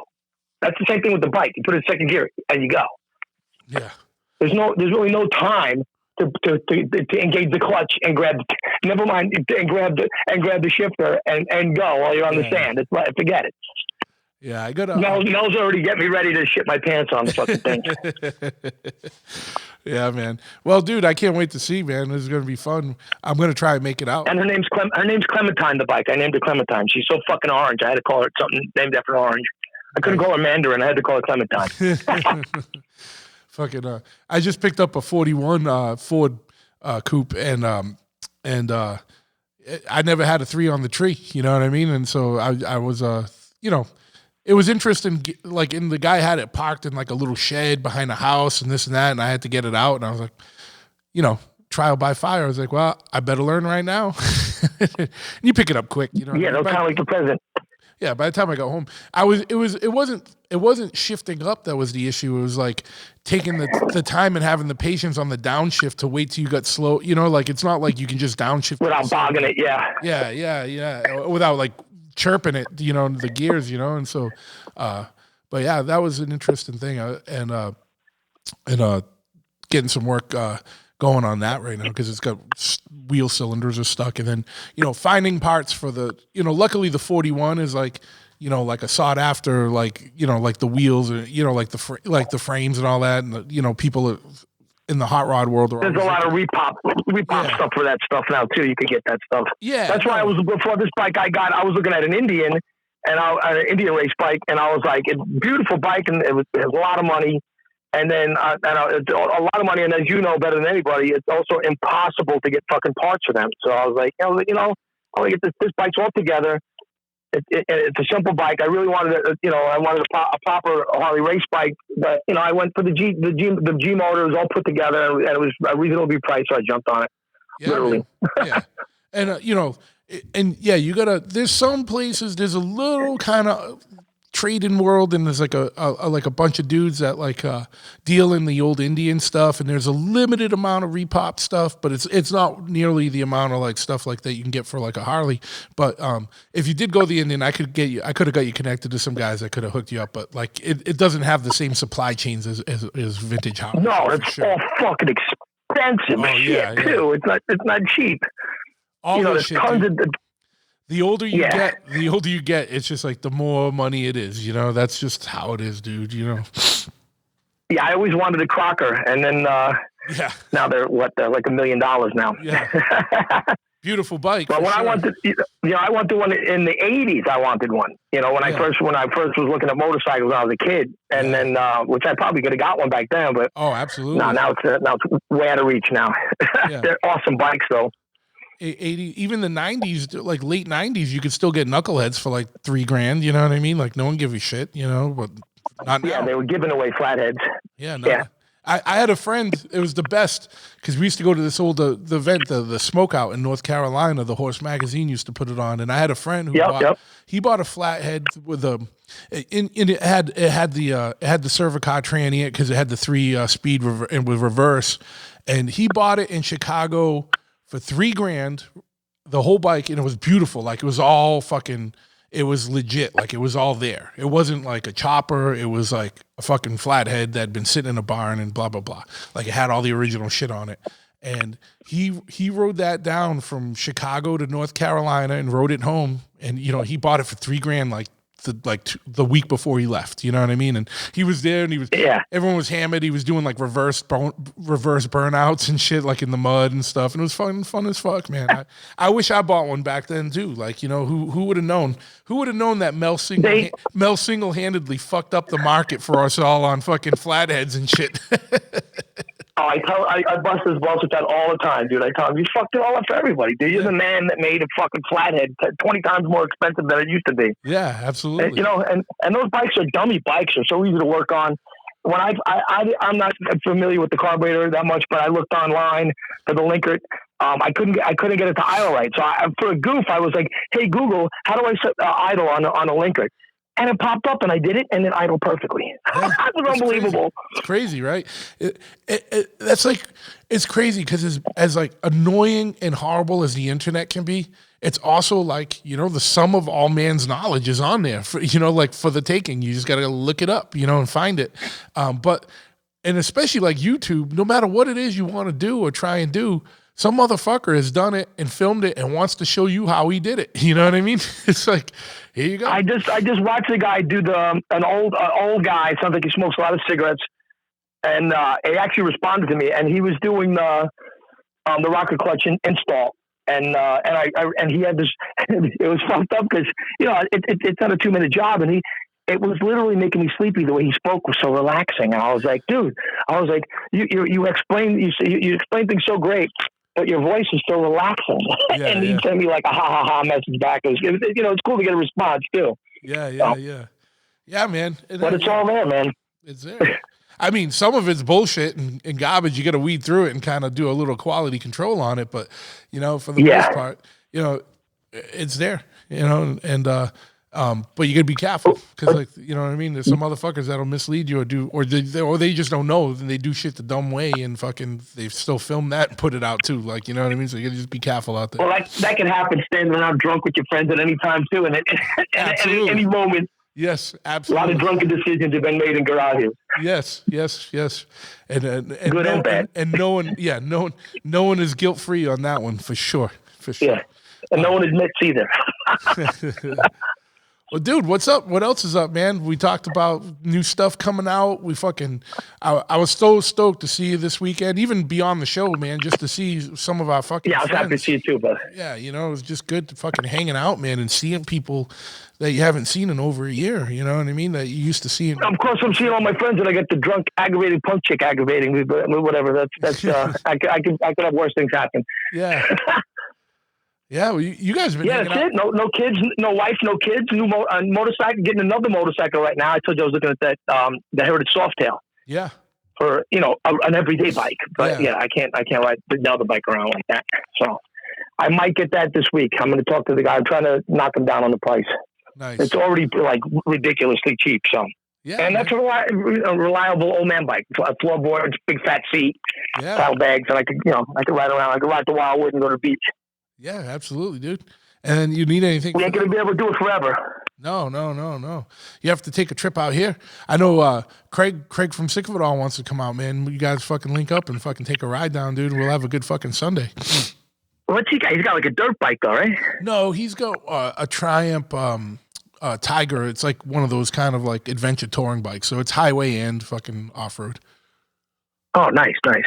So he's because I was looking at the Scrambler. I like the Scrambler. The Triumph Scrambler. Yeah, it's cool. You can do you can do a lot with those. You know, it's weird because it's kind of a heavy bike. Like it's not the best off-road bike, the Scrambler, but no, it's not, I wouldn't want to ride in the dirt. It's good for doing like fire roads and stuff like that. Absolutely, I wouldn't take it on little trails. You know, I'm sure you can, and I'm sure you can do a lot to it to make it more trail ready. But yeah, definitely like fire roads and dirt roads and stuff. It'd be fine on for sure. I don't know how. Yeah, I had that monster BMW. That thing was. I don't know how guys did the Power Dakar rally in that, but I had the Power Dakar Classic, and that thing was a fucking horse, and it was heavy as fuck. I don't know how. And I watch old videos of guys raging those things, 10-gallon gas tank. Yeah. That's the one that I had the accident on. Oh, is that the one? Did you have an accident on your pan shovel too? No, I never crashed the pan shovel. That would have killed me. But and I was very comfortable on that bike. The Beamer was big. And, I'm like 6 foot tall, and still at a light, I'd have to go on my tiptoes on that thing. And it had the big 10-gallon gas tank, and it had the roof bars all around. It was black and chrome. It was great. But one night, riding home, first time I started wearing a full-face helmet, thank God, in the pouring rain, with 2 pounds of pot in my saddlebag. Guy runs a red light in Brooklyn, stops, sees me coming, and freezes. And the bike just wouldn't stop. It just kept going. And it wasn't tall, it's a super tall bike, super hard to lay down. So I'm going to bail. And as soon as I'm going to bail, it made impact. And my whole left arm folded back and snapped backwards. Oof. I landed in the street. And, I T-boned the car and landed in the street. And there I'm sitting. I can't get up. I got the flip face helmet. I flipped the helmet up. I'm spitting my fillings out. And my fingertip is touching my elbow backwards. And I'm freaking out, and at my feet, the bag broke. The 2 pounds of pot are sitting like at my feet. Oh man! And so, this is before pot was as decriminalized as it is now. You know what I mean? Like it's 2 pounds. That's legal in New York now. But now go figure. Your brother Jimmy here. Yeah. I'm in the ambulance. I already made friends. I'm screaming in pain. I already made friends with the firemen. So they're like, oh, here comes the cops. And they're like, oh, here they come. The firemen were great. Here comes the sergeant with the gold hat and the gold badge and everything, and the 2 cops behind him. And then he goes, Jimmy. I'm like, what? He goes, Jimmy, it's me. I go, officer. He goes, me, it's Matt. I'm like, Matt. And it was this cop I knew from a bar. I was like, I didn't know you were a cop. He goes, so all you do is talk about your fucking band. What do you want me to do with your shit? He gives the 2 pounds of pot to my brother in a detective's car, and I sold the 2 pounds of pot in Bellevue Hospital before I went in to get my X-rays. So that was probably the last day I ever said ACAB. Yeah. That's fucking. After that day, that's a good Jimmy in New York story right there. Yeah, Jimmy didn't have to go to jail. Thank God. Make friends with everybody. That's my lesson of the day. Absolutely. And you know what? At the end of the day, it's just better to be cool. You know what I mean? Absolutely. It's always been a better thing to not get into trouble than to get in trouble. Yeah. Now listen up. We sound like old guys. We're teaching kids good stuff now. Be good. And and I brought this up with other people just because I'm interested in this bike, and you had that BMW. Have you?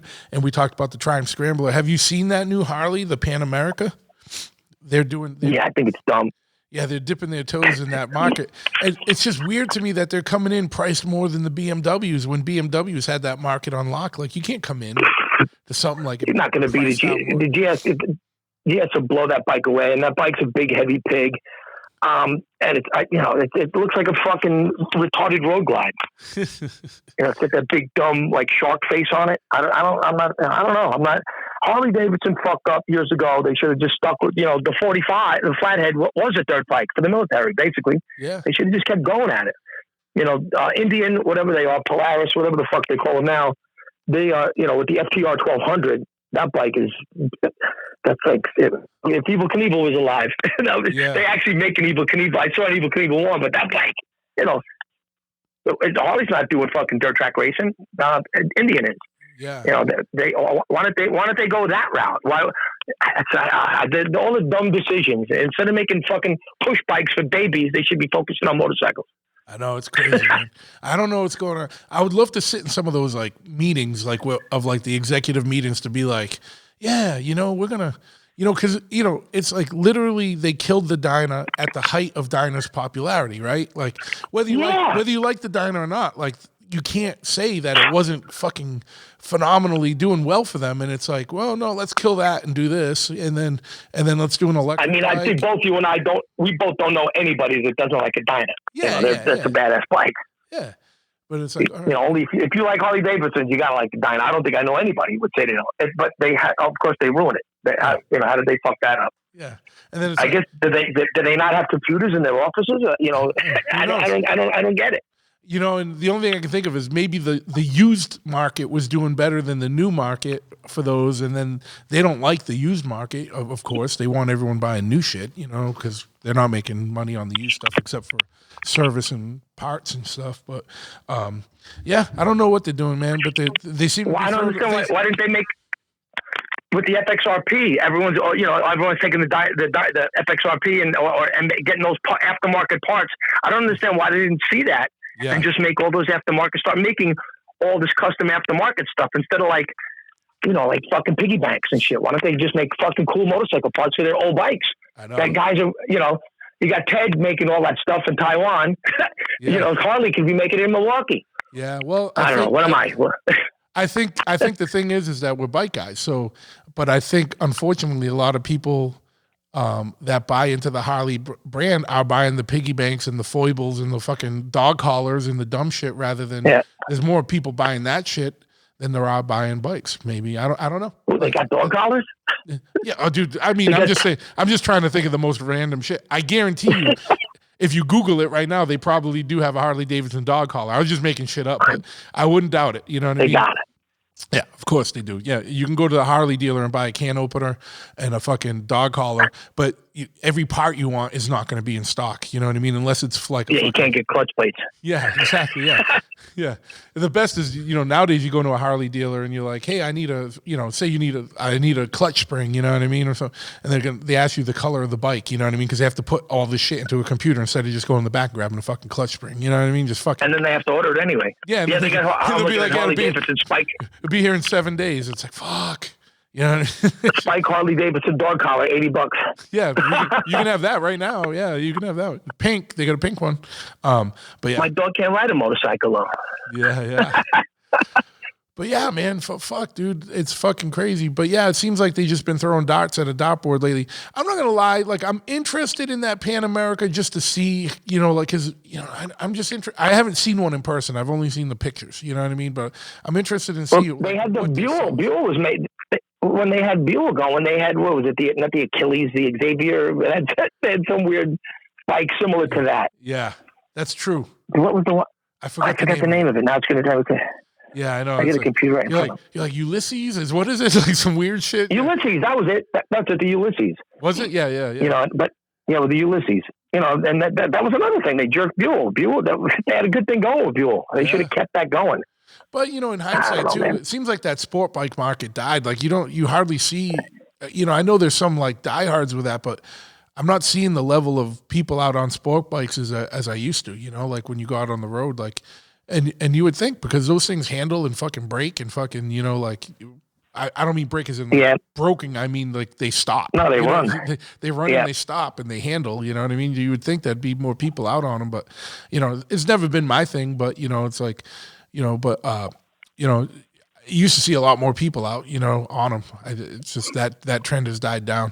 But yeah, dude. Good. More Harley Davidsons or something like that. More fun bikes. Those bikes. Everybody I know that got a Ducati Monster crashed it. Oh, yeah. I know 6 guys. I had the 6 guys crashed. Yeah. Ducati's just scary. Oh yeah. And you got to be Italian in a leather outfit for that. Yeah. You got to have you got to have a lot of money too because you got to do those valve jobs and shit, and they're not cheap. And it's got the chain top end on it, right? It runs on chains or some shit. Yeah, it's just crazy shit. It's some kind of dumb shit. Yeah, some fucking Italian performance shit. You know what I mean? But yep. But yeah, well, fuck yeah, man. I mean, I know you don't have a lot of time tonight, so I don't want to keep you long. I just wanted to get an update of the band and talk about that show because it was such a monumental fucking event, dude. And our world going and our country going to shit. Yeah. That just popped up in the middle because but you know what? Because the show was really a response to that. You know what I mean? To all the craziness going on, and let's just get back to fucking living, dude, and like having shit. Enough's enough. Having shit that brings people together and brings fucking happiness to people. You know what I mean? And but you got people that's waiting for it to end. It's not going to end. Yeah. But people are dying. People are going to be dying every day. People die every day from all kinds of shit, and people are going to die from that now because it's a new thing. People die from the flu. In areas where there are coconut trees, there's a significant amount of people who die from coconuts falling on their head. It's just a thing. Are you going to cut down every coconut tree so there's no more coconut head trauma? I don't know. But I'm sure someone's fucking a hard hat. Or hard hats for coconut fucking dwellers. You know what I mean? I don't know. That'll be the new charity. That'll be the new charity. We just donate hard hat to countries that grow coconuts. Fucking, I don't know. Fucking whatever, man. But fuck, yeah. So at some time in the near future, or as soon as vinyl becomes available, there's going to be a new Murphy's Law record, and then sometime after that, there's going to be a new Murphy's Law ska and reggae record, and then after that, there's going to be about 5 to 7 inches that are going to have 15 new songs on them after that. So, and the new record's called Medicated. John Jesse's doing the artwork. Yep, Medicated. Nice. So, perfect. And so you got one song left to record for that, and then it's just off to wait for the pressers and mastering and then pressing. Yeah. Is there there's not a wait for mastering right now, is there? Like, no. I'm trying to get the specific guy, Howie Weinberg, who does. He's a pretty he's still doing it. Guy, yeah. Howie Weinberg. Yeah, sure. He moved to the West Coast. He did one or two of the albums. The last albums, a long time ago. I think he did Dedicated. I got to check. But he and I worked in the studio before, and he's a great guy. Yeah, and he's the best. And he. I mean, if you ever had any records in the 80s or 90s, you know what I mean, and you looked at like any record noteworthy, like if you looked at the credits, like. Fucking mastered. Yeah, he's done everybody. He fucking mastered everything, man, everything. I know that name from just being a kid. I never met the guy, I don't think, but I just know it from being a kid. Oh, he's a great guy. And reading the notes, like I studied hardcore and punk and metal, like I studied it. You know what I mean? And I would read everything on every record. And Howie Weinberg fucking did like every phenomenal. Yep, he's record. The man. He's still the man. That's awesome. Yep. All right, bro. I'm gonna get pizza and go to bed. All right, buddy. Two things I shouldn't do together. That one thing when you're on a diet, you should never eat pizza and go to bed. But I earned it this weekend. Yeah, I don't. You don't seem like a big rule follower. You know what I mean? So I think you'd be all right. Survive. Definitely not. Unless they come out tomorrow. That might be the new thing. Is like to prevent COVID, you can't eat pizza right before you go to bed. That's the super spreader right there. Yeah, I'd be done. Dude, I mean, sometime we got to talk about the lack of good pizza in New York City now. Like, I know there's all the 99-cent slices everywhere, but man, like, no, I got spots in my neighborhood, dude. Forget it. Yeah, I'm just talking about Lower East Side. Like, there used to be good spots. Like, there's nothing. Well, Lombardi's is still down there, and they make a consistent like Neapolitan pie. But around here by me, forget it, man. There's all different kinds of really good pizza. Oh, I know. The same kind. Yeah. Oh, forget it. Cold oven pizza, regular greasy slice, like whatever. 24 hours I can get it too. Yeah, I've heard all about Amore, but I've never tried Amore. I got to get out there. I'm not a big fan. It's overrated. That's you know what? We got to do a pizza. I'll take you on a pizza tour. Maybe we film that for Chophead. I'll take you on a New York City pizza tour. We'll do that. We'll do that for the next. If I get a second season of Chophead TV going, we'll do a pizza tour, and we'll do it on. I'll bring an old bike, and you have your flatbed. You have your flathead, and we'll go around the city eating pizza like fucking jerk offs. Eating pizza. See who shits their pants first. Well, with pizza, like doesn't it have a more binding effect? Like, you know, it binds you up, but then you're also mixing oil and cheese, dude. So you're basically creating a bomb. Yeah. Big pizza bomb. Yeah, and the older we get, the less we can handle milk too. So there you go. It depends. There's the name of a new Murphy's Law song, Pizza Bomb. Pizza Bomb. All right, brother. Well, I hope to see you, sooner than another year and a half, and we'll hopefully we get up soon, and let me know how shit's going with the record. And one of the things I'm trying to do with the podcast is for Patreon subscribers and stuff as a special feature is like give people exclusive like sneak peeks at songs and stuff. So if you have a song that you're gonna like release to the internet or something like that, like as like a preview or something, let me know if there's a way I can get some stuff and let some of these guys hear it ahead of time because they'd be stoked on it. I'll have Felipe send you a bit of one of the songs tomorrow. Fuck yeah, man. That'd be fucking rad. So if you're a Patreon subscriber, you get to look forward to that. If not, fuck you, because you're not supporting the show. I'm just kidding. You'll hear it when everyone else hears it. No, I'm just playing. Support. It's going to take a long time, so you better become a Patreon. Join in. Hey, but for real, get the benefits. So for Murphy's Law, Dead City, is that the only place where you have merch, or you got That's the only place. That's our official merch. Anywhere else is fully shit. All right, so I'll put that in the show notes. So if you want to get on some Murphy's Law merch, go there. But I mean, it's not just Murphy's Law. It's like you want a carnivore fucking retaliation T-shirt. Yeah, you can get that. He's got a lot of good shit, and he's got no. He's the bass player with no redeeming social value. Yeah, so they got the records and stuff too. It's also DeadCityRecords.com and DeadCityMerch.com. Nice. Well, thanks for our truth. I love you, brother. All right, love you, man. We'll talk soon. Good night, guys. All right, later.